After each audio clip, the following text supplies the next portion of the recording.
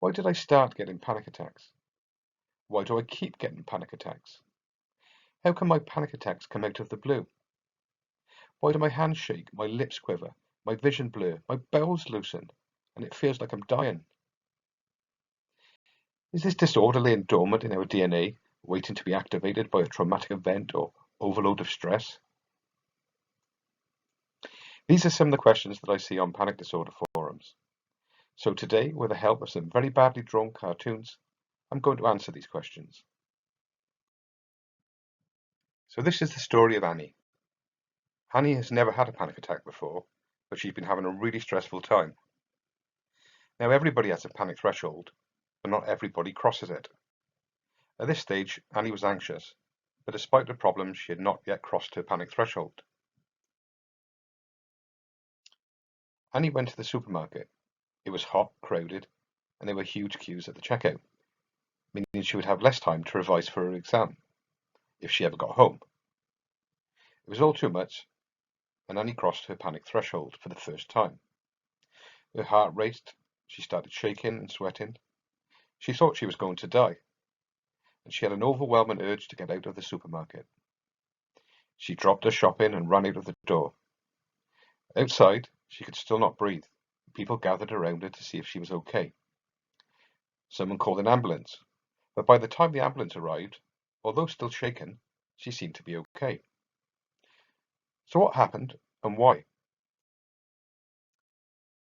To understand what happened, we have to look at the brain. Now don't worry, this is not going to get complicated. I'm going to keep this nice and simple. Now Annie's brain is much the same as anybody else's. She has a cerebrum, which is the clever part of the brain, which evolved in recent human history. And then we have the limbic system, which we can think of as our caveman brain, as it was the first part to develop in our evolution. It's this caveman part of the brain where panic attacks occur. Now let me emphasize, this has nothing to do with intelligence. The most intelligent person in the world has the same brain structure, so is quite capable of suffering from panic attacks. So let's have a look at the limbic system, or the caveman part of the brain. One of the two most important parts is the amygdala, spelt Amy G. Dalla. So we'll call it Amy for short. And then the other part is the hippocampus, represented here by a hippocampin. It's how I remember anyway. Amy's job is to enable the body to deal with danger. Think of her as the girl that sounds the alarm. Hippo's job is to learn what is dangerous based on when he sees Amy raise the alarm. Amy and Hippo talk to each other constantly. They're a good team. Let's see them in action. So let's go back 30,000 years and meet Amy's ancestor. She's never met a lion before, so she doesn't know that they are dangerous. She soon learns that lions are dangerous when this friendly-looking lion surprisingly bites her arm off. Albeit a bit too late, her caveman brain, aka Amy and Hippo, spring into action. Amy, the amygdala, sends adrenaline increasing Annie's heart rate, shutting down her digestion because the blood is needed in her arms and legs to run away before the lion bites off any more limbs. Meanwhile, our friend Hippocampus, realizing he has failed her badly, makes a note that lions are dangerous and resolves to warn Amy more urgently next time. So that's what the limbic system does. It protects us from danger. So why does it behave in the same way when there's no real danger, i.e. panic attacks? Let's go back to Annie in the supermarket, who has crossed her panic threshold and is having her very first panic attack. What are Amy and Hippo up to during her panic attack? So Amy is flooding Annie's body with adrenaline, increasing her heart rate and sending blood from the stomach to the limbs. She's also sending a load of catastrophic thoughts to the rest of the brain. Hippo, meanwhile, has seen Amy sounding the alarm and makes some notes as to what may be the source of the danger. He can't see any lions, so concludes that it's supermarkets that are the source of the danger. Hippo has also noticed that it was warm, busy, and Annie had to run a long way to get out of this dangerous place called a supermarket. He resolves to warn Amy to sound the alarm should they experience warmth, distant exits, or busy places ever again. Amy, the amygdala, as always, vows to be ready for the next emergency. So Annie's cerebrum, her clever brain, thinks this is all a bit illogical, but Hippo is so insistent and Amy so emotional about all this that the clever brain struggles to overrule them. So Annie makes a list of ways to avoid having another one of these awful panic attacks. If you suffer from panic attacks, have a look to see how many of these protective measures you recognise.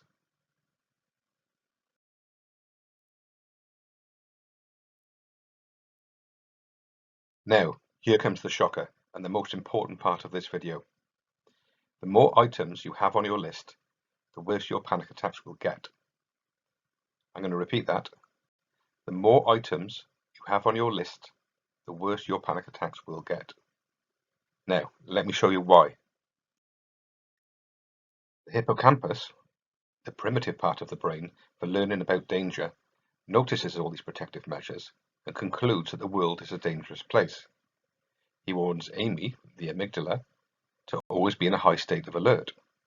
Together, they vow to permanently be ready to deal with the dangerous world that Annie lives in. The amygdala and hippocampus are real parts of the brain, and real changes happen in these areas when panic disorder develops. The limbic system has become hypersensitive.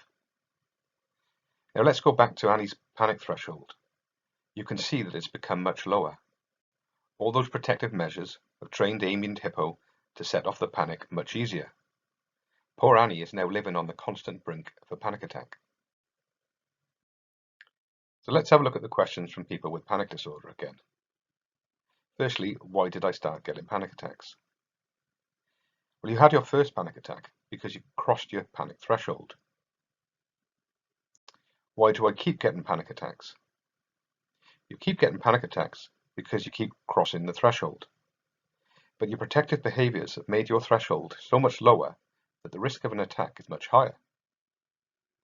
People who do not adopt the protective behaviours tend not to have any more panic attacks again, or at least very few.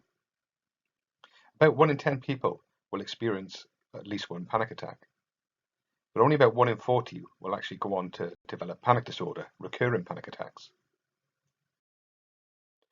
How come my panic attacks come out of the blue? Well, your protective behaviours have trained your limbic system to be hypersensitive. So your limbic system is in a constant state of alert. That makes you very vulnerable to having a panic attack without any apparent trigger.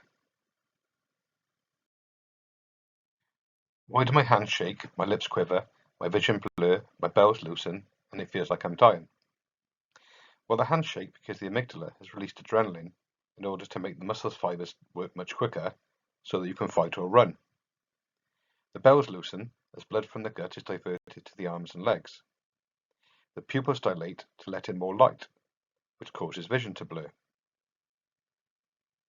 And finally, is this disorder laying dormant in our DNA, just waiting to be activated by a traumatic event or overload of stress?